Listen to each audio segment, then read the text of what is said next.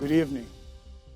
We're still continuing to observe our non-pharmaceutical protocols and all COVID-related regulations as outlined in our country and by the President, and we urge you to continue to do so. I'll just take off my mask now, just to welcome you. As ULP, we continue to ask that those who belong to our communities to continue to help us in terms of getting our elderly to the places that they need to get to be able to get vaccinated. We advocate for people to get vaccinated, and majority of us in this room today are vaccinated, even though we're still observing the protocols which are outlined in this country. Let me first thank you for the privilege of your time. Welcome to ULP. Today we've got returned soldiers, but not returned soldiers in the bad way it's used in the township in that connotation, but returned soldiers because they've been here before. Both Mr. Kabasha and Mr. Nkosi have been here before. I'm told that we've been doing this since February 2014, so it's 90 months. And you can assume maybe we've missed 10% of that. So we've probably been doing this for 81 months non-stop. And I'm mentioning that because the one time we actually missed it is because we had to postpone because of Mr. Nkosi. And the second time was we postponed because of Mr. Putuma Ntleko. Those are the only two times we've ever postponed, and we've really missed during the year. The event. Mr. Kawashe was here in 2014 in May. So when we started in February, he was here about 3 months later. And he still had dark hair there and was looking handsome and young. And Baba Khadebe continued to abuse him. Stay on that picture a bit. That picture, the next one, was taken at Sania in 2014 or so. Baba Khadebe, Mr. Kawash and I attended a Sania meeting. And we saw this green energy thing coming. Long time before it's happening. I know Priscilla is watching. Priscilla. We knew this hydrogen and green energy in 2014. But as Dr. Koza said, we were capitalists without capital, so we couldn't do much about the situation. But that's how far we've come with Mr. Kabasha. Mr. Nkosi again was here in April 2016. Again, look, he was still looking handsome and had dimples. But I think they still look good. They still look at him there. When lockdown hit last year, we requested humbly that we replay his video, and he agreed. And we are forever grateful for the people that support us and allow us to do such things. One other person who's here again, Mr. Milton Nkosi. Mr. Milton Nkosi is a BBC veteran. He's actually BBC International, former journalist, not worldwide. Mr. Nkosi is famous for having found Duduzane in Dubai.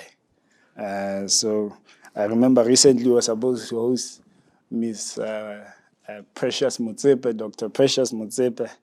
And when she told us she's having challenges, I called Milton. I said, Milton, please find her. If you can find Duduzane, you can find anyone. And when he came back and he said, no, Theo, we can't find her, I knew it was true. But for Milton, thank you for joining us.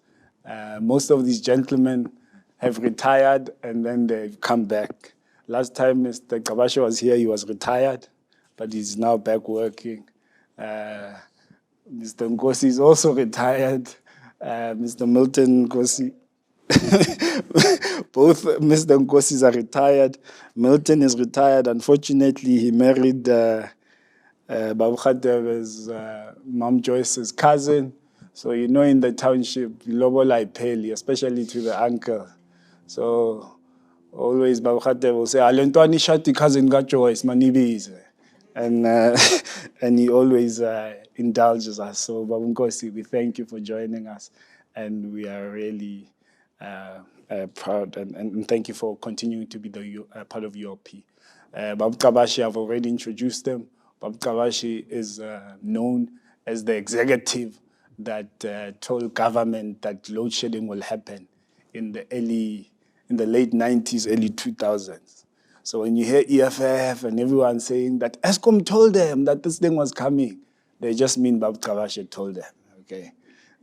And I remember in his last talk, Babu Khadebe was urged to go tell government that this thing is going to happen to the refineries, and he also lost that battle. So there's not much you can do about that. Mr. Nkosi, last time he came here, the weekend before, there was an article in the Sunday Times, and he had said, you do not anoint industrialists. Industrialists make themselves, and you just create a conducive environment. I'm paraphrasing, but that's pretty much what he said. So I think I've done you justice by introducing you that way, and I'll be collecting my checks after the event. But Milton, over to you. Thank you. Well, thank you very much, CEO Bob Mashiko. It's always good to be here. We are observing all the protocols that the government has issued by wearing masks, but we know that people are watching at home, so there are those people who can only follow the conversation through our lip reading. So we will take off the mask so that everybody can follow the discussion. Plus, we are observing social distancing. So thank you very much, Babu Nkosi and Babu Kabashe, for agreeing to do that so that everybody can follow the conversation. Well, good evening. It's good to be here again. Tonight, we are joined by Babu Thulane Sikhulu Kabashe. He's chairman of Standard Bank Group and Standard Bank South Africa Limited, as well as executive chairman of Build Africa Holdings since 2008. He's been on the board of Standard Bank South Africa Limited since 2003 and is former chairman of Imperial Holdings Limited and MTN Zakhele Limited. He began his career as a town and regional planner in 1982. After practicing as a director with a firm of architects and town planners, he joined Eskom in 1993. In 2000, he became the chief executive of Eskom, a position he served in until the 30th of April 2007.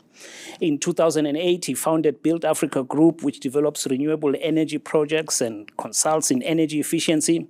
He has served as the executive chairman since that inception. Thulane is a registered town and regional planner, TRPSA, and is a corporate member of the South Africa Planning Institute.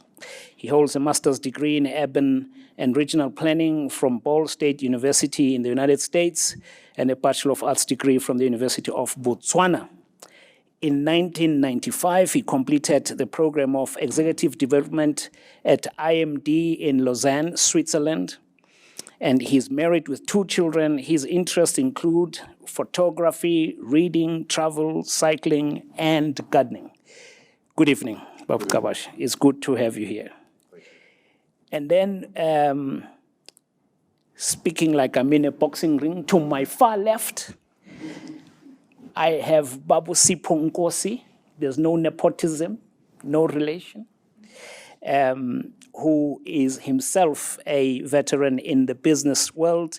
His brief biography is independent non-executive director and chairman of Sasol Limited, holds a BCom degree, an MBA, and from the University of Zululand, and has an MBA from the University of Massachusetts in America.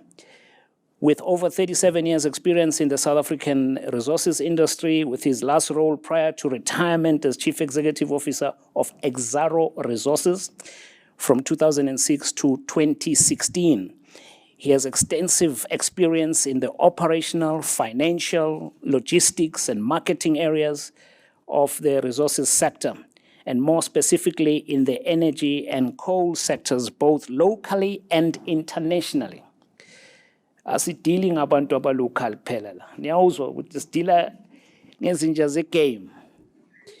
So it's good to have you here, both chairmen. This conversation is about the role of the position that you hold of chairman.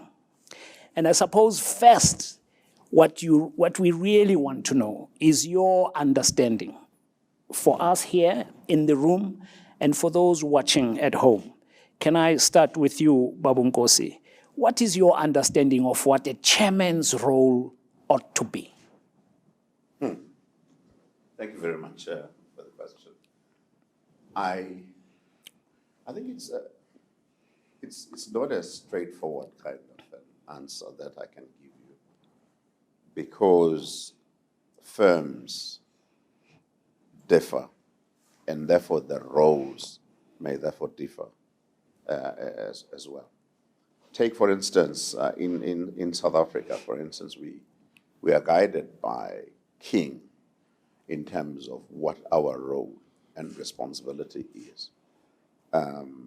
When I joined one of the organizations, firms in South Africa as chair, the CEO asked me a question: what are you going to be doing here in the organization? I said, well, if you think that I'm going to be running your organization, I'm not going to do that. My role is an independent chair, and your role is to run the organization. And the roles are clear, the separation of responsibilities. And that's how King guides us to deal with those kinds of things.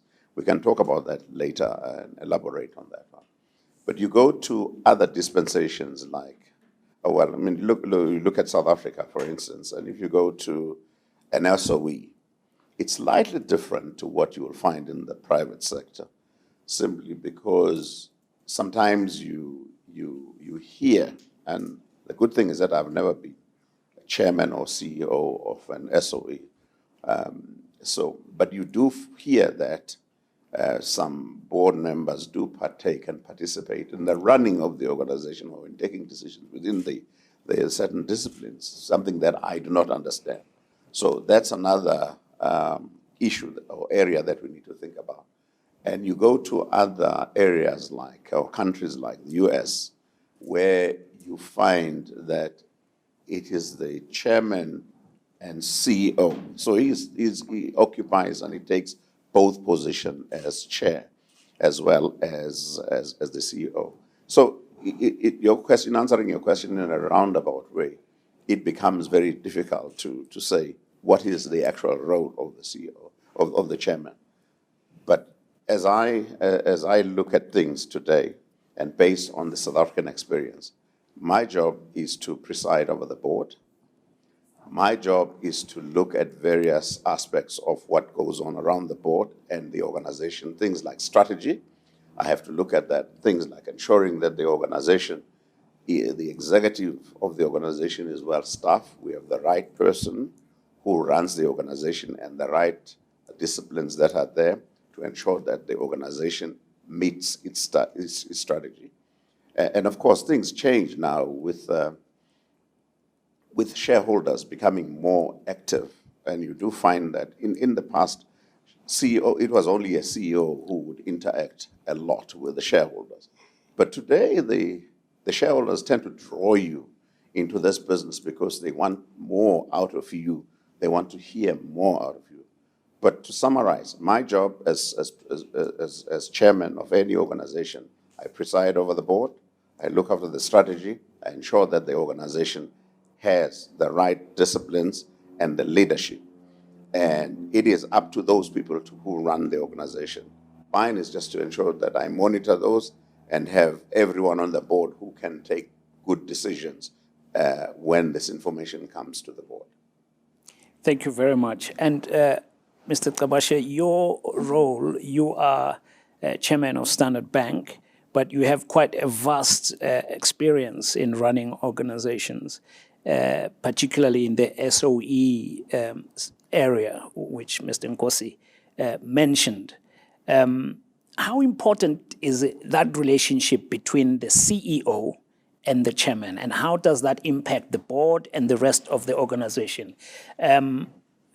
I suppose you have a very good relationship with Sim Shabalala, the CEO of Standard Bank. I think it goes without saying. Thank you very much. Firstly, just to thank ULP for having us here. We do admire the work that they do, and always happy to support and wish them well. Secondly, you referred to a boxing match. If this was a real boxing match, I would have heard the Nkosi's,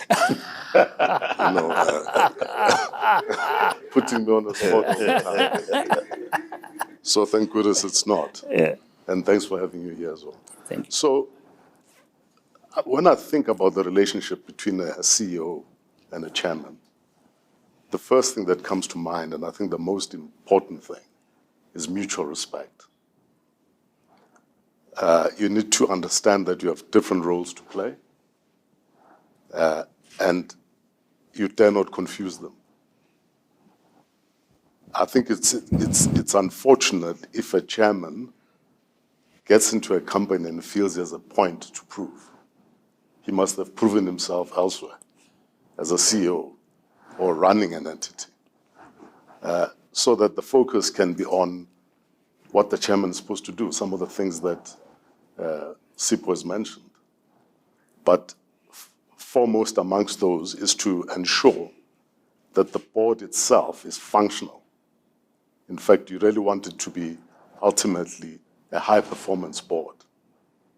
Because if that works well, then it's likely that the relationship with the executives will also be, a pretty constructive one. It's not as easy as it sounds because, on a board, you would normally be having highly talented people who have experience. Some of them have been CEOs themselves. And marshalling and harnessing that energy into a functional board is really the main job of a chairman, so that they're able to support the executives and hold them to account, but do that from a professional perspective without trying to score points or necessarily get into the executive space.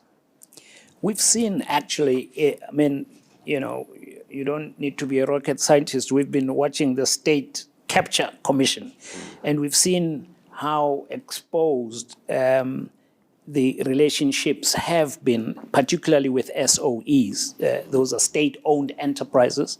For those who don't know the South African jargon, SOEs have had a big problem, which has actually manifested in state capture and so on and corruption. Could that be perhaps something that needed to be looked at quite closely, that relationship? Well, interestingly, Sipho referred to King as, guiding code here. And it doesn't make a distinction between SOEs and other companies. So there actually is no reason why it should be different.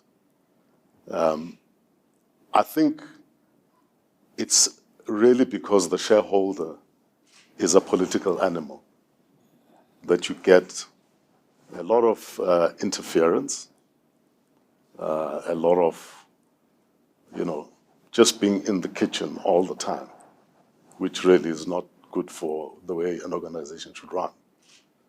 So I think it's something that needs to be worked at. And I've always thought it's something that will come with maturity. As we all get confident in these new roles, you'd understand that as a shareholder, you have your role, you have your space, but you must leave the organization to be run by a board and all of the operation to be done by executives. You can have your liaison meetings, you have the general meeting as the main formal meeting, where you make your requirements known as a shareholder.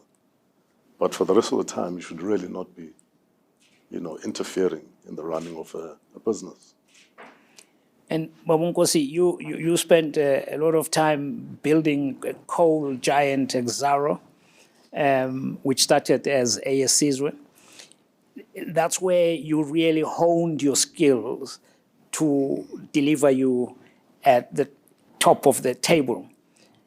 How important is it for you as you are climbing up towards chairman to make sure that the building blocks are in place? Well, thanks to people like Ubab Gabashe, because he was a very good customer. He truly looked after us. And, that's why we could build a very strong and solid organization. I'm not sure whether you are always conscious of the fact that you're building your career. Your career will lead you to become chair. I guess you do what you're supposed to be doing. If you're an entrepreneur, you run a business as best as you can. And if you're given the role of a CEO, you do the same thing. You focus on ensuring that you run a great organization. But of course, and the good thing, with the two of us, we've been on both sides. We've been CEOs and we are now chairs of organizations. It's very interesting interacting with chairs at the time. And I was very fortunate in that my chairmen that I've had over a period of time, because it were men to a large degree, never honestly interfered with what I was doing. But they were there to guide me. They were there to advise me. They were there to give direction. So I would present to the board my position and what I wanted to do. And as Thulani has pointed out, the board consists of very, very capable people, and they guide you throughout that. And I guess in that process of interacting with senior people in terms of knowledge, in terms of exposure, you yourself become a better person, and therefore you easily understand your own role if you are catapulted into a role of chairmanship or of becoming chairman. That helps in that way. But it's not a question. I don't think that you can go to school and prepare yourself to become chair. But I mean, there's a good move that is taking place now, particularly in the South African environment, where because we have a younger population, and I mean, are you going to have all these gray-haired men running organizations being chairs? Or when are you going to give a chance to younger people to become chairs? And there's this big debate, at what point do you become or don't you become chair? And I guess with that kind of exposure, everyone becomes a better person and can become chair of the organization. And of course, it goes without saying that if you mess up earlier in life, which is an advice I had from a social media expert, that you've got to be careful what you are posting when you are young, because these things tend to catch up with you when you are much older. So if you had messed up when you were young, you probably wouldn't be chair of Standard Bank, would you? Well, we are a forgiving people, aren't we? I think it's probably not that simple. I think in life, people make mistakes. It's what you do about those mistakes. So if you change your ways, and I want to suggest that you're not precluded because you make mistakes. However, the general point is, one of the things that a chairman ends up doing, you become the embodiment of the values and the ethics of an organization, merely by virtue of the fact that you're the one presiding over the board, which runs the company with the executives. So we don't want to be reading about you. That reflects badly on the company. So you have this need to be your best all the time. So the point I'm trying to make is you can make your mistakes and still be the best that you can be. But clearly, if your life is unethical. You're doing all those things. I don't think you should be anywhere near being a chairman. I just want to read you what you said to the Mail and Guardian a few years ago, and I want to I see. can't remember. I'll remind you. You said it was good to have BEE as an intervention at the time, but any strategy needs to be reviewed. And that's no reason for that. That's a reason that there shouldn't be nationalization in this country. Do you still hold that view, given the current climate under which the country finds itself in, particularly within the economy?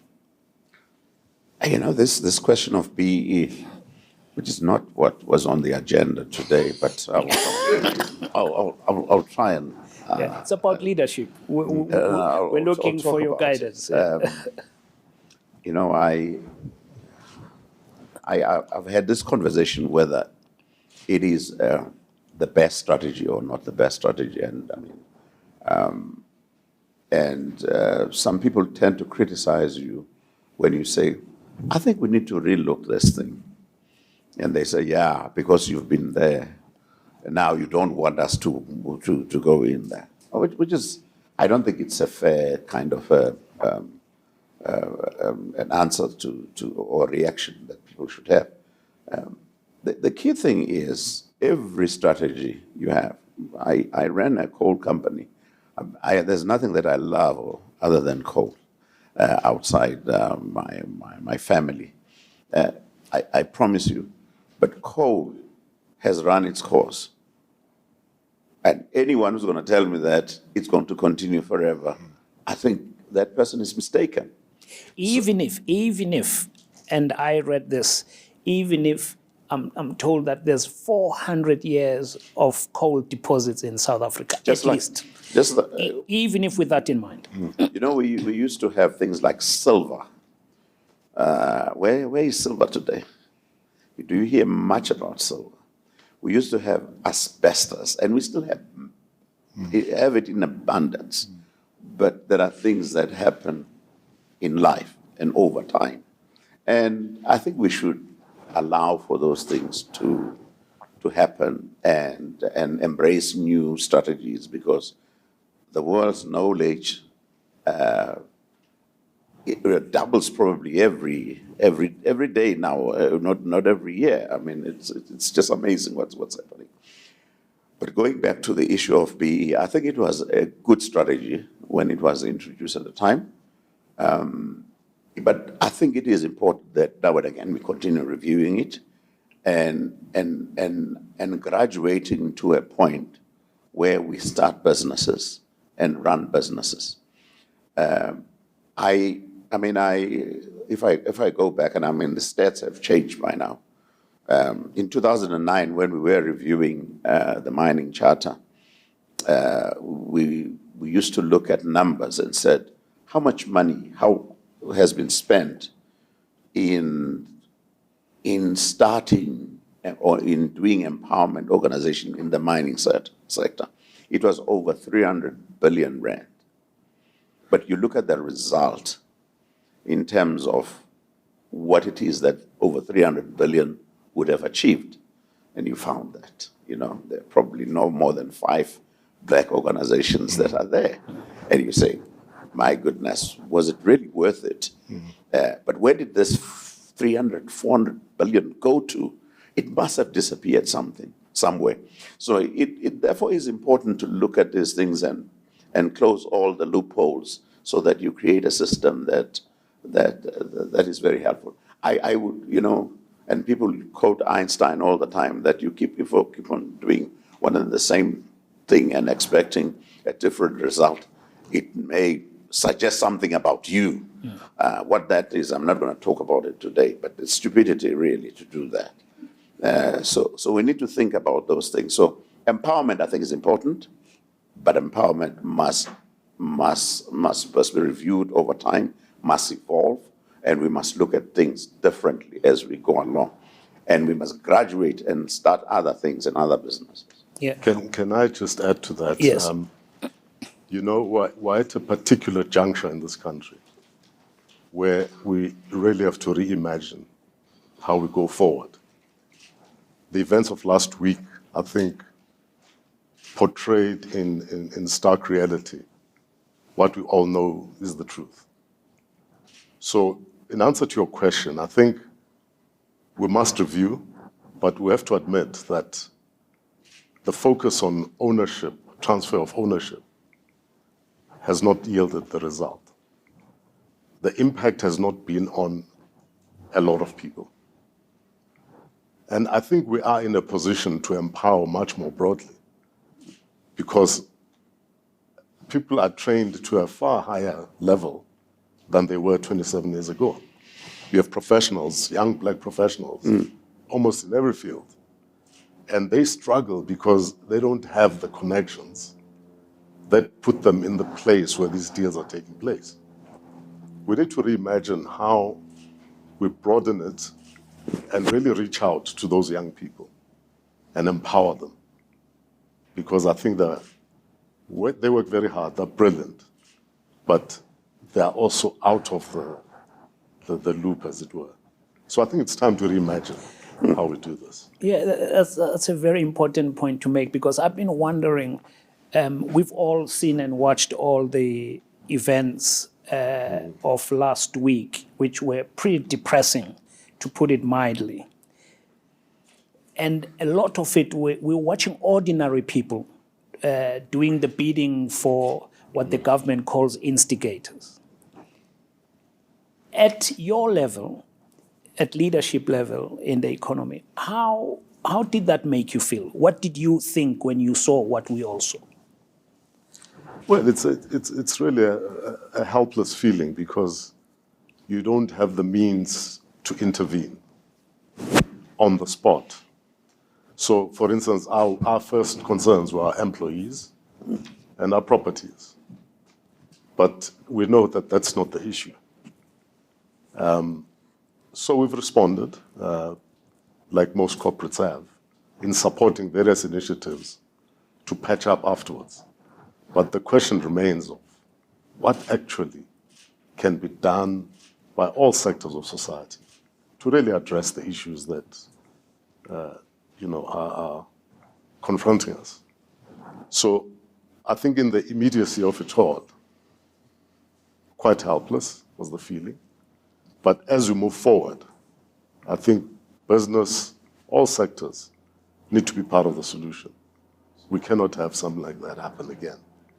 It really was heartbreaking, I think. Sipho, you probably feel the same. Indeed. I mean, I guess for me it's really a wake-up call. And it says to us, it can never be business as usual. We need really to reset things in the country, from looking at the youth, as Bab Tabash has pointed out. We've got amazing young people today who have acquired great skills, who are burning, who are having this desire to do things. And yet the system sometimes is not friendlier and doesn't allow them to do that. And it's very, very important. But I just want to probably go back slightly to another point that I think we as society need to think seriously about. And it's my own crazy idea that, you know what, even if you study human race and human development, if there's been serious subjugation of a people, and people have been made not to think in the manner and the way a normal person thinks. In other words, someone is your board and is your boss and is your lord, and he's telling you this is what you do, this is how you do things. If you veer out of that route, I beat you up, I lock you in jail, or I kill you. There's one thing that happens in the human behavior, and that is you acquire a skill of survival. So you live in this world just to survive. You are not here to make a contribution and to be seen to be yourself. And this thing is toxic because it becomes intergenerational. Because I tend to mimic my parents in the manner they survived. And I survived through that process. And another generation continues with that one.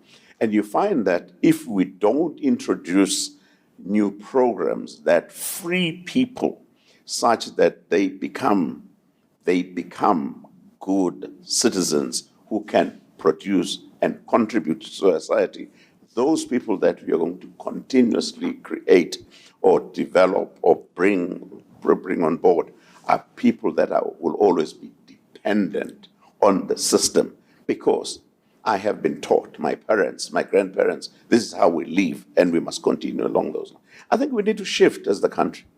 This is really a wake-up call for all of us to do something about ourselves. And you've actually already done something about it. You founded Talent 10, which you also share, to try and expand so that people can have new role models. How important is the concept of mentorships for people to have role models to look up to? Because there's nothing that I have read which says that in the spiritual world, which says that an individual must retire. So I do not understand why. I mean, you can read the Bible. I've never had anyone where God said retire. I've read the Quran. It doesn't say retire. You can read whatever you. Being a son of an evangelist yourself. So it's important to understand that one, that we work until we are called home. It's very important that happens, and therefore we continuously reinvent ourselves, our lives all the time. Otherwise, Babu Kabashe wouldn't be here today. He would have been satisfied with life. But he's been given life. When he wakes up in the morning, otherwise he wouldn't be waking up tomorrow. But he will wake up because there is work to be done. And he must continue doing that one. So that's really what we all do. And at Talent, we try whatever we can to make a contribution. It doesn't mean that because I was in the mining sector, I cannot do other things. I can do anything. It is important that we make a contribution to this country and we move forward. No, I mean, mentorship is really important. We learn by observing. And this is one of the problems, in fact, that the kind of role models that are in the townships, because we all moved out, are probably not the best role models for the kids growing up. So I agree with Babungos in the sense that you can't withdraw yourself out of society and go into retirement. I think you're allowed to slow down.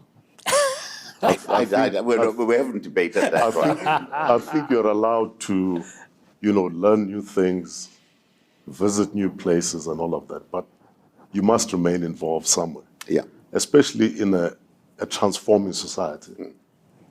So we do need to be available to young people, and clearly we're busy, so you can't be available to everybody all the time. Hence I said ULP, for me, is one of those organizations that is playing a key role in providing a view, a picture, another picture to young people to say you can unleash your potential. Yes. By interacting with these people. And it's so important. We have to thank and admire the work that Professor Maurice Radebe is doing with ULP. Is quite special because it is about how you kick the ball forward. Let me quote you a quote that you might recognize from your past. You're in trouble. A tenure of 6 to 7 years is just about right for CEOs.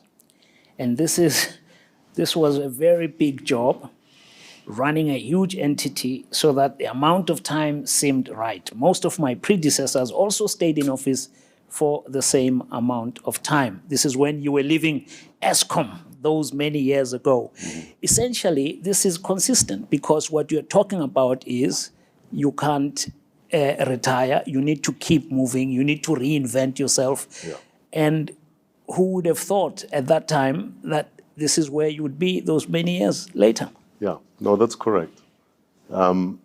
You know, I always think I've been blessed, particularly in my career, having just started as a town planner, working in local government, and building up to being a regional planner, and then getting into the energy business. You know, quite fortunate in that sense.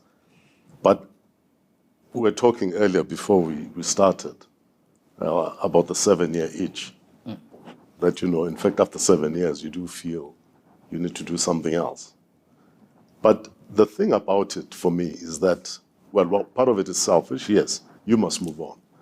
But you can't be that brilliant that nobody else can do what you're doing. And the organization is bigger than you. So I think it's correct. In fact, if you've done it properly, you'll have nurtured a successor. So, you know, it's quite smooth and you move on and somebody else comes in. But I don't think, you know, we should be hanging in these jobs that long. You know, there just have to be other people who have other ideas, who have new energy, and in fact, whose experiences are different from yours. What they bring to the table will be different. So I still stand by that. No, that's very impressive. One of my former bosses, when he was about to fire someone, he used to say, graveyards are full of indispensable people. So when you think you're indispensable, you must know there's a problem. And also you, of course, ran Imperial Logistics. How did that, when you're sitting at the board at Standard Bank, in terms of the experiences that really sort of are cumulative and they bring you there, you're looking at through your experience, how did that really shape your current leadership strategies? Well, I think, you know, these businesses are very different, but leadership is the same. Leadership is leadership. You have to adjust to your environment. You have to learn the new industry, get to know the players, understand the strategies, but effectively you do the same thing. You're orchestrating a board of talented people who have to come out with certain outcomes, and executives, on the other hand, who have to perform. So for me, it was not really a big difference. In fact, during the time I was chairman of Imperial, I was on the board of Standard Bank. So it wasn't, you know, a new experience. You've been on that board since 2003. That's correct. And that's a story in itself. But yes, it has been quite a while. Yeah. But the point I was making is that it was nothing new, so the lessons just continue and the roles change from being just an executive to being a chairman. But you've been there, you understand the issues, and so you carry on. And Bamunkosi, leadership is not just about sitting at the top of the table and chairing a board. You, when you were in Massachusetts, you went into yachting and you fell in love with orchestra music, what we would call classical music. How, in your view, does that really deliver us into the strategies that you employ in your leadership approach today? Well, you know, there are quite a lot of things that one does in life. And I truly don't believe that what you do doesn't add to does not add into making you a better person. I think everything that you do benefits you one way or the other, or makes you a better person, which is what it is. I've never been hung up on the fact that I'm a leader, I'm a CEO, I'm chairman as a person. I try very very hard to be part of the team I work with and the team that I lead. And this is what people tell me. It's not what I know, but people will tell me that I know a lot of people. I deal with people who are occupying higher positions, and I also deal with people that probably are not considered within an organization. And I try to know all of them, and I try to smile with all of them, and I try to lead all of them, because I think that is important. So there's no category that, or there's nothing which says, now that Ubab Tabasha is chairman of Standard Bank, he can no longer interact with everyone. And that's why your question of mentorship is important, because it's not only that we mentor people insofar as our current disciplines are concerned, but our experiences must be visible to all of them. So they must know that even that job that you're doing, whether it's sweeping, as they say, do the best in what you're doing, become the best in that. So that's all what we're trying to do as leaders, as mentors, as people who are also trying to reinvent ourselves. No, thank you. I've got a few comments here. We have a live audience who are watching online. And Sia Kuza says, excellent content. So far, so good. Lawrence Dube, great insights from great men. Songoba Vuba, so true, strategies must be revisited, reviewed, and reimagined.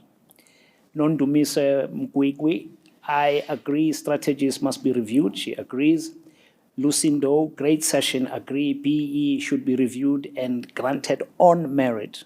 So you've got supporters online. Njabulo Makatini, leadership, he says. So that's very good. Thank you, Njabulo.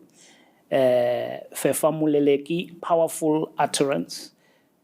Programs that free people thanks to the doc. Sbongile Ndlovu, Ntate Nkosi has articulated socio-economic conundrum so well, painful truth.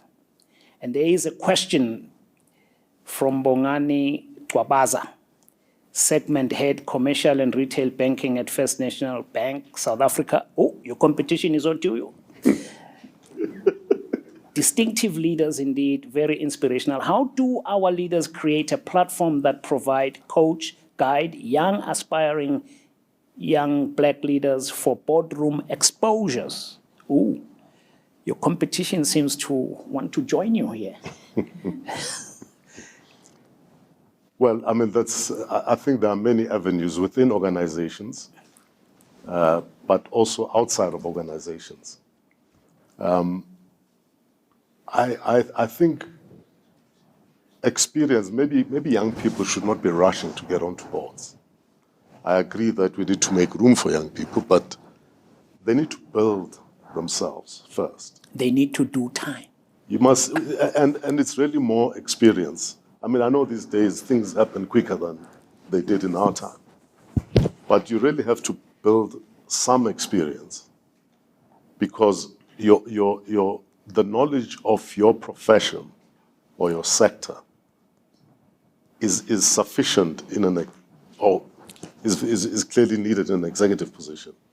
But when you get to a board, the issues broaden, and that's where experience comes in. So I think in the things they do, they must build a track record. Stay in a job long enough to understand the sector, the business, move on to another one, but stay long enough. That's how you build up. It's like building up your muscle to do something. In journalism, we used to say you've got to eat dust first before you can be right there on the at the top of the table. Vusile Matebula is asking a very important question. What is the difference of the chairman and executive chairman in relation to decision-making and drawing the dividing line with the CEO? Well, I guess it's the same thing that we've just said. what is my role? No, let's just go back. What is the CEO's role? He runs the organization.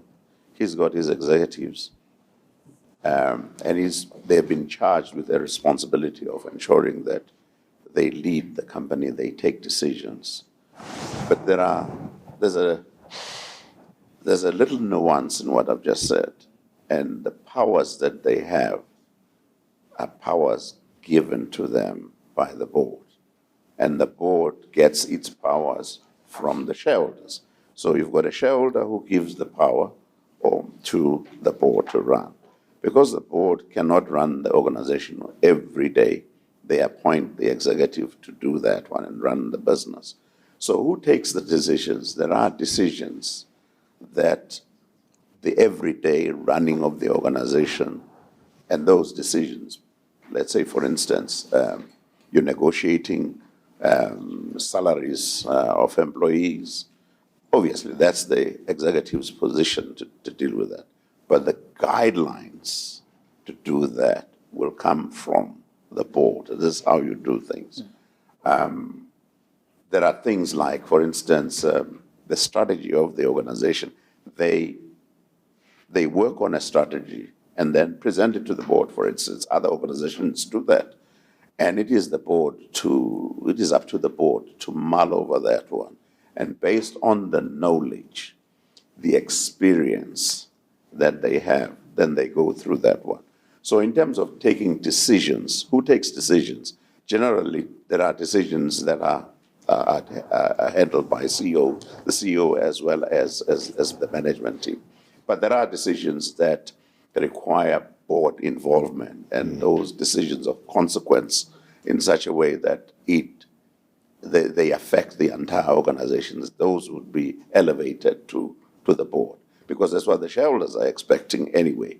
As the board, as Babu Kabashi has pointed out, it's important that if you are at that level, you must have done time. You must have had enough experience and knowledge to say, I hear what management are saying, but we as the board, we think this is not the best decision, taking into consideration everything that we have seen in the past and that we are understanding, and also based on the submissions that they've made.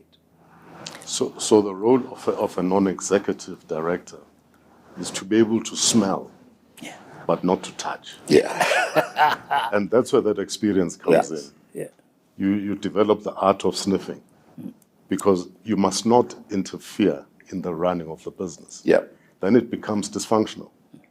But you need to be able to recognize something that isn't working or isn't going to work. So that's the smell, but don't Yes. touch. Don't get in there and start touching. So I've got comments and questions coming in thick and fast.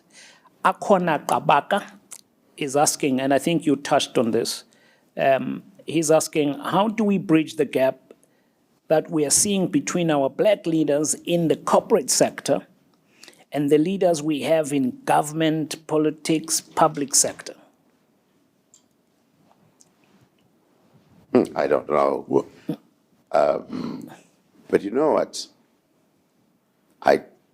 I challenge the organization like ULP, because ULP can do a great job in helping us bridge the divide, if there is that divide, by facilitating a number of conversations that would be beneficial to all of us. But there is honestly an interaction that I know of that is taking place between government, the public sector, and the private sector management. We do meet quite a lot, because the challenges that face us sometimes are the challenges that face them, and we do interact quite a lot. I think the key to it is rebuilding trust between those two kinds of leaders. Unfortunately, over the period, there's been a break in that trust. And with suspicion, you put up roadblocks that are not necessary, because you don't trust what the intentions of the other party are. So I'm glad that there is that working together that's beginning to show. We've come through an era where, in fact, black corporate leaders were, really not appreciated, so to speak. I mean, they were seen as being part of the enemy, even. So I think we need to get over that. If we think back to the early 90s, we're all on the same boat and we worked together. Somewhere along the way, the trust broke.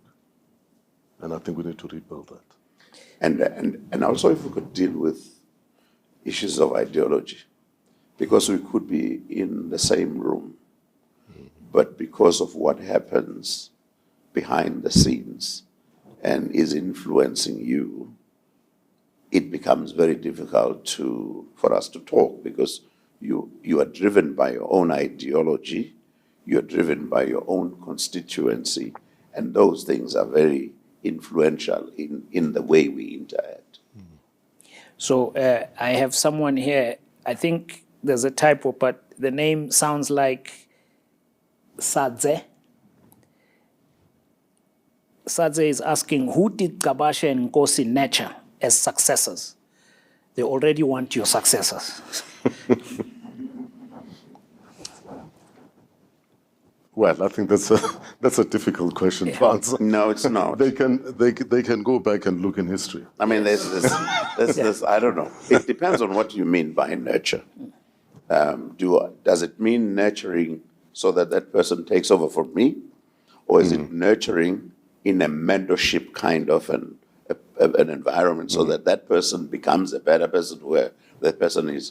So, because if you're looking at nurturing for a person who's going to take over from me, the line, I mean, it's very few people who will get to that one, because the line can only take one person at a time. It can't take all people. But nurturing people across the board, I can guarantee you that we've done hugely on that one. So Dr. Simon Nedohe, he's on your side. He says, great show, nurturing a successor. Indeed, success without a successor is failure. So he's sort of saying what you have been saying. In terms of the work that you did in Eswatini, which used to be called Swaziland, Waterford, Kasamba, how was that helping in shaping you when you look back?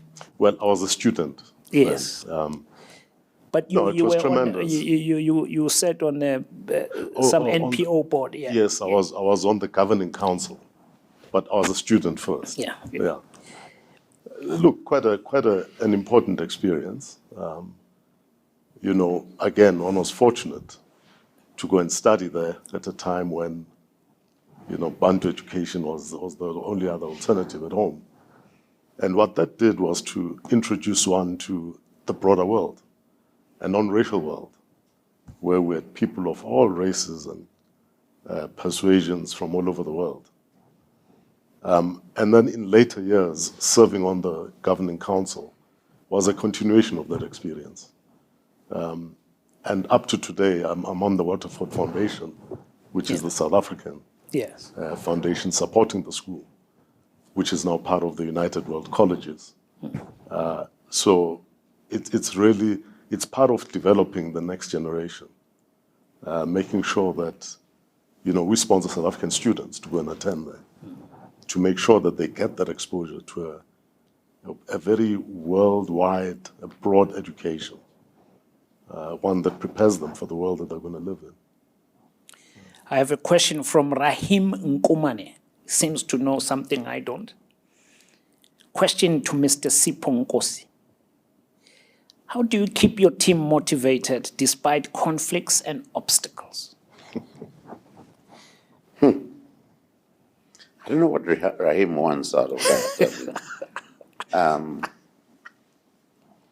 I guess what's very important is always to identify what the issues are that are troubling or are causing divisions or are causing demotivation. How do you identify those issues? You interact with people. You are available to all people. You are accessible. That's what I'm saying. You are accessible to all people that may come. It may not happen that everyone comes to you or sees you or touches you, but when you have an opportunity of doing that, make that possible. And therefore you will find during that process of allowing allowing people to ask you questions and to interact with you, that you would be able to identify some of the challenges that face them. And sometimes as leaders, we just don't want criticism. Sometimes it's good to listen to people when they call you out or they tell you that, and Angos, I think you're smoking now. Listen and try and understand. And through that process, you will understand that there is a problem that affects or may impact quite a lot of people. And if you have to find ways of motivating those people, then you do so. I mean, that's the best answer I can give you for that. So, without referring to the context Yes. that Rahim is on about, managing conflict is part of the job we do as chairman. Firstly, within the board, there could be conflict, or there could be conflict between the board and management, really arising out of tensions because of the work that you Egos, each have to do, personalities. egos and all of that. I've found that the best remedy for that is communication, open communication. So with directors, especially pre-COVID, I would make sure that at least once a year we have an eyeball one-on-one where we can just talk about the business, about themselves, what they see going well or not going well in the business. That way they feel involved, they are involved, and you can start to manage the different tensions that you're seeing arise. With executives, as a matter of course, I would have a fortnightly meeting with the chief executive, whether or not there's anything on the agenda. And of course, when work requires, that interaction could be daily. But you have those meetings set aside as a matter of course. That allows you to talk. It gives you space. And that's how you start to manage the conflicts over time. So just to add on that, I mean, this world of COVID has sort of changed the dynamics in terms of how we interact, we communicate with the general public, or the board. For instance, if as chair you communicate with your board, you communicate with your executives, you find that things have changed. And you find that, and I don't know what has happened at Standard Bank, you introduce new board members, but other board members have never met them, have never seen them. How do you communicate? And in that process, as you do that, there are other board members who would feel that they are left behind simply because you're concentrating on certain people, and other people then start thinking there's two classes of directors that are there in an organization. So this is teaching us a lot of new ways of communicating, new ways of conflict resolution, of dealing with people. And one of the things that I try to do, and it's a recent thing because people are scattered all over the world, say probably once a month you phone all of them. Hey, how are you doing? Are you okay? Are you still in a good space? It costs a lot of money to do just that. But under these conditions, this is one of the mechanisms that we use in trying to deal with the situation. But each situation brings its own complications. Like I'm saying, the COVID situation has brought in its own complications, and we are all now virtual in a lot of ways. And we never meet people, but we still have to resolve and solve problems. Thank you so much. Papama Mali says, Babs Kulu Kabashe and Babunkosi, the A-team. Great conversation. Murwa Khadali and Tsepo Ntombela have the same question. In terms of corporate governance, what impact does the move from CEO to chairman in one company, and for instance, like we saw in ESCOM not so long ago, from chairman to CEO, how does that impact the company? Well, there's a time it was the norm when a CEO retires, becomes chairman. Yes. And that's gladly, hopefully no longer the case. I think there are benefits and there are also disadvantages with it.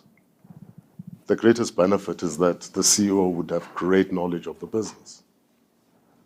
But in that very advantage could sit the disadvantage, that you'd be defensive about the organization moving to something else other than what he or she had created.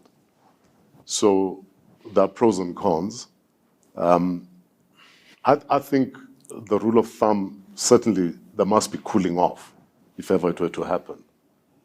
But I think it's not desirable, quite frankly.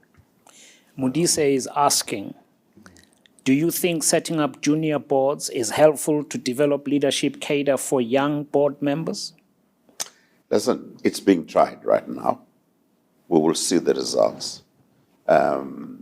We have those boards that are there, and we also have advisory boards. Some of them get into advisory boards, and you find that in advisory boards, some of them, because they are young, we're not going to run away from the fact that if you haven't honed your skill somehow, it becomes a challenge. But you interact with a lot of people, and hence you become a person, you could become a good board member. So they help. I mean, these are new developments that are taking place. Let's see how far they take us. I mean, the other one that is now being spoken about is the involvement of the labor movement, of the unions on boards, and that it's coming very strongly. And I think Minister Patel is very strong on that one as well. So it's one of those things that we need to start thinking about and entertaining in developing a new talent. We're getting a lot of comments and a lot of questions. We will not get to all of them, so please bear with us, and we appreciate the interactive thrust that we're getting here, which is quite impressive. So thank you so much. The more, the merrier. I will ask the question by Bongani Kulu. As professionals, we learn through successes and failures. As a board chair, how do you ensure that culture of learning through experiences is created and leadership skills are nurtured? We've kind of touched on it, but he's asking a much more pointed question. Well, I think today's companies have to be learning organizations because technology is moving so fast. If you don't continuously upgrade your skills, I think you're going to be quite irrelevant. So we have as a standing item what you call a training session, but it's a session during the board week where directors are just exposed to new topics or in depth around certain subjects. We also encourage certain online coursework that can be followed, largely around the new things that are developing that we wouldn't have known about or experienced during our executive times. But you've got to create that culture for a board. Otherwise, it stagnates. Yeah, I can confirm what Kabash is saying. I used to chuckle when we had these sessions, every board meeting, and they call them board training. I said, geez, I've been around for a long time. Why am I being trained now? Why are they training me? Yes. But honestly, it is something. You can never know everything. And the world is so dynamic, things change. So if you have to keep abreast with the changes that are there, it's critical. It's critical that you become a learning organization, as Tulan has pointed out. I read something that you said something very, very interesting, which I still enjoy with my previous employer. You said that never destroy the bridges. And it reminded me of a song I used to like in the 80s called Leave the Bridges Standing. I think it was by someone Brown, Randy Brown. Mm. And how important is it for people in the corporate world who are on your boards? You know, sometimes people leave in a huff and they bang the door, and the next thing, 2 weeks down the line, your paths are crossing again. How important is that characteristic to leave the bridges standing? I think very important. Apart from anything else, we're a relatively small community of corporate professionals. And much as you like to think our economy is a big one, it's not quite that big. So you are going to come across each other somewhere. And you may, in fact, be needing something from that person in a different context. So to differ is normal, but do it responsibly, be an adult. Don't leave the bridges burnt. So I think it's very important. The only modification I will make... Before you answer that, can I please ask you to combine it with my next question? I thought that was the last one. Sorry. Okay. No. I want you to combine the answer. Yeah. This question, so keep that in mind. Okay. I'm asking so that they come together. Because I thought about this when I was preparing, that I thought it would be a good thing to share. Quite a lot of the time, people watching you, people following you with your careers, sometimes it does feel like you were just born and you just sort of became, the big cheese, as they say. But actually, there was a lot of hardship on the way there. And how important is it for people to understand that failure, as they come up, is part of the journey. It's not just success. For instance, how many people know that you were retrenched in 1984 while working for the Ford Motor Company? Today... You're not supposed to tell that. It doesn't feel like it today, right? But how wonderful is it to tell someone that I've been there, I got up, dusted myself off, and continued? Please. I think it's important, but let me go back to the first one. And that is of destroying bridges.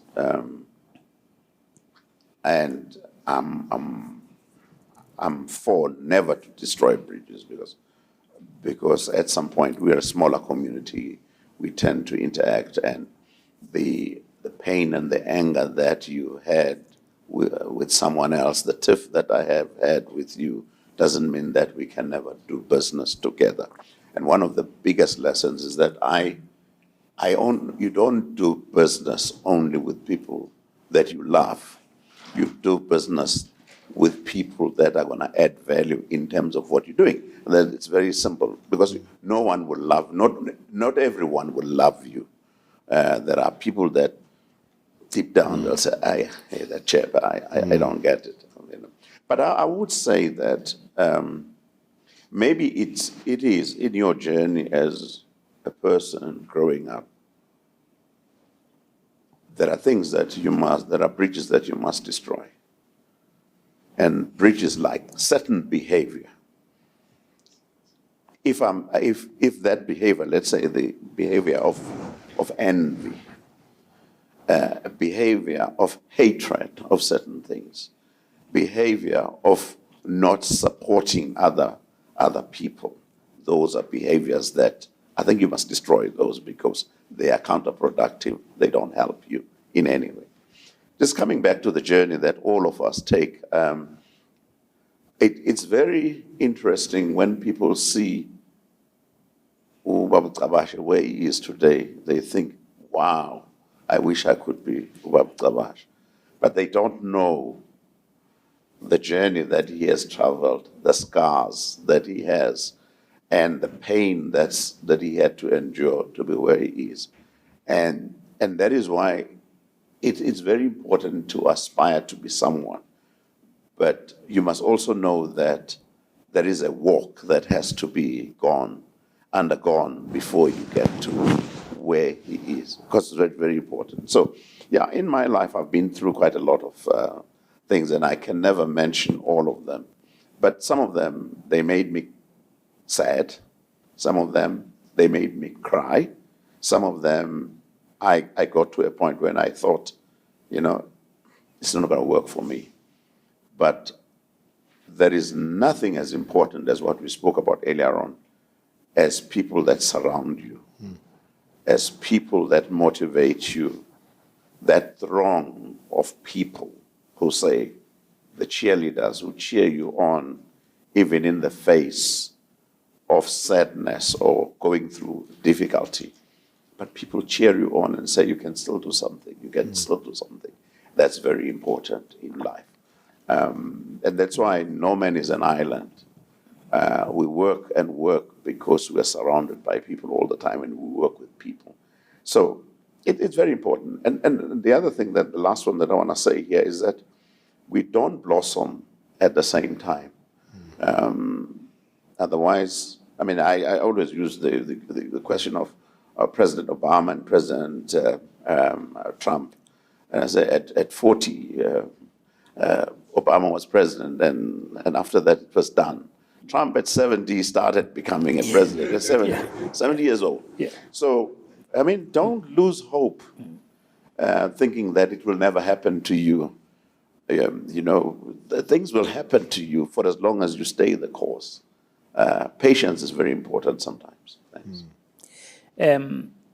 Nyadano Matamela is asking about youth employment. What can be done? What strategies can be employed? As we conclude, I would ask you, as you answer that, give us sort of a conclusion of what you think we must have as a takeaway from this discussion before I call Professor Hadebe to come and close the session. Well, let me put it this way. I went to another retail shop to buy groceries, and I was asked by one lady who worked there, and of course she'd been observing me, and she says to me, how do I become a director of a company? And I looked at her and she said, can I become a director? I said, of course you can become a director of the company.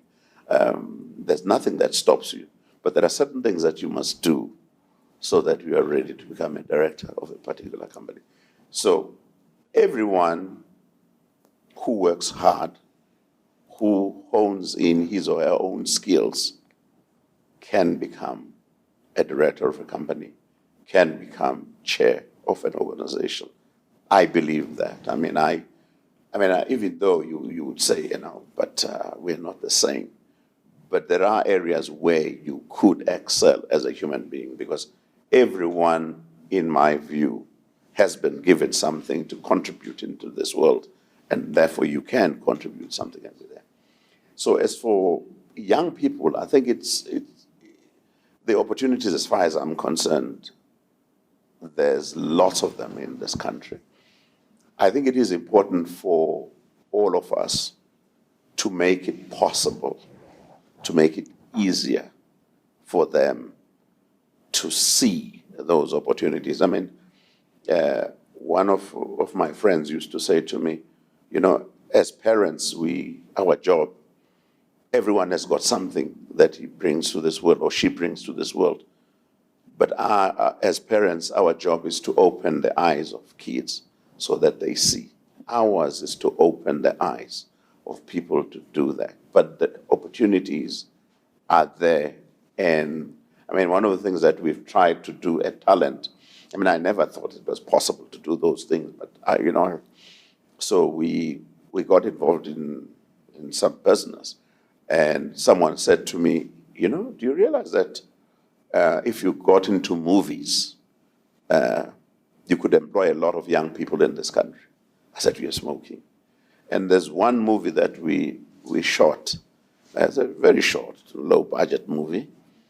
And on set, we had more than 500 people milling around there for that period. And you say to yourself, if you could have as many of those organizations things could be possible. So there are things that can be done, and it's important that we continue encouraging our youth to do some work. So I think the opportunities are there. Oh, yeah. Thank you very much. Yeah. Tulani. Yeah, I think, as I said earlier, it's really at a point where we need to reimagine what we do going forward. Young people have energy, they've got brains, they've got enthusiasm, a lot of things that are positive. But the economy as it is doesn't feel open and available to them. So that's the task we must focus on. People must have the right skills that are needed in the economy. And we can't all aspire to be directors or chairmen. It's all going to get us there.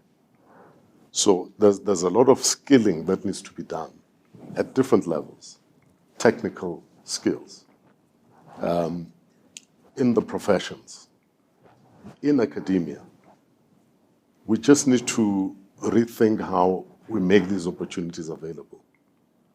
But, we can't all aspire to be graduates, because that's not the end of the world. We need skills. We need people who can do things.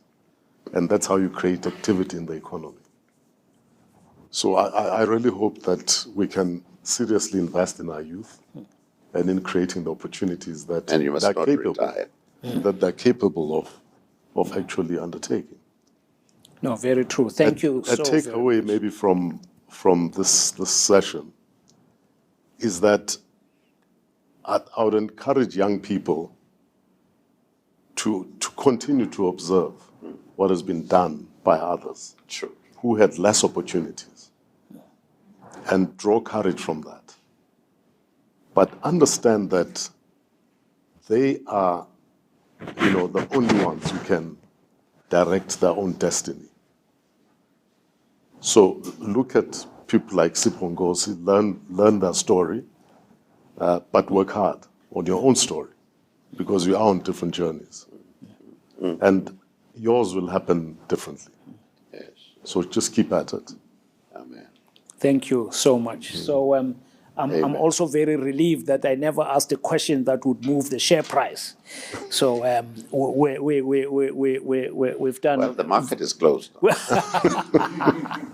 We've done very well. Well, thank you very much for joining us at home. Please note that all ULP content is now available on our Patreon channels. So search for ULP on YouTube, Facebook, Twitter, and elsewhere. You will find a lot of material, including this very, very inspiring discussion.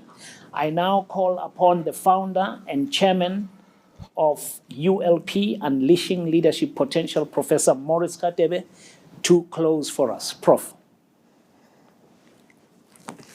Thank you very much, Milton. It's if this place was full of people, I would say let's clap our hands for the moderating in a brilliant way, and the research that you've done. I've seen you've caught these old people off guard with the questions and the quotations. We're joking outside. It's a market.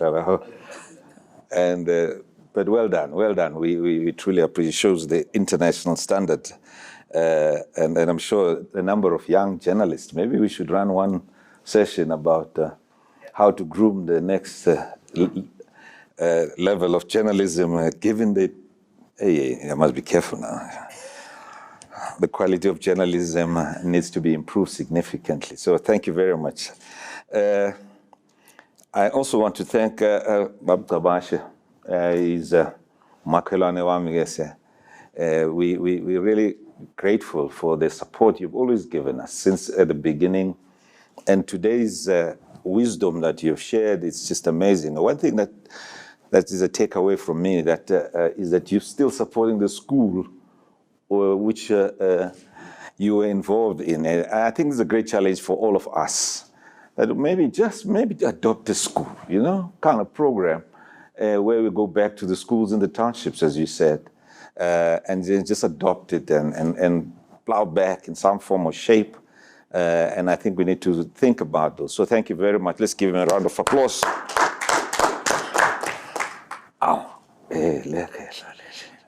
Lale ngakithi kodwa ngisho ukuthi ngakuphi. Hawu bamnkosi hayi siyabonga ba. Ngiyabonga kakhulu.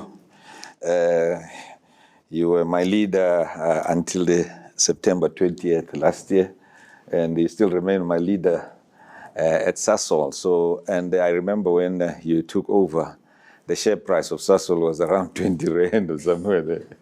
And but you came in, and together with the executive leadership and management, you stabilized the ship. And there was a time where we were so nervous that Sasol could go bankrupt. But through your leadership and encouraging the executive leaders, and you just demeanor, it's amazing the contribution you've made in creating an environment where now the company is up and running and it's doing extremely well. The takeaway which I really struck me, before I share the takeaway, let's give him a round of applause also. It's something which you just said, and you said we don't boom at the same time. I wish you can just reflect on that as a young person, because there's this feeling when you're growing up. I remember all of us, when you reach a stage when somebody else starting to buy a new car, and then you also feel, gee, and they move on and they get promoted, and you're still somewhere there in the maybe in the lower ranks of leadership in the company. You get a sense of and I think that's a very dangerous thing. You never compete with other people, compete with yourself, and then run your race and run your lane. So thank you very much for that contribution. Quite a number of announcements which my leader, my CEO, want me to make. In the meantime, while they are showing them there, let me just thank the entire team that is here, especially Nono. Most of you know Nono and Topo, the whole administrative team. Let's give them a round of applause. It's great, all the work, and Babulo there at the back, and the whole technical team and audiovisual team, Abulirato and Rian and the team, and all the audio team is doing great work. I just want to thank you. I'm so relieved now because we've got Theo, who's been running ULP, and there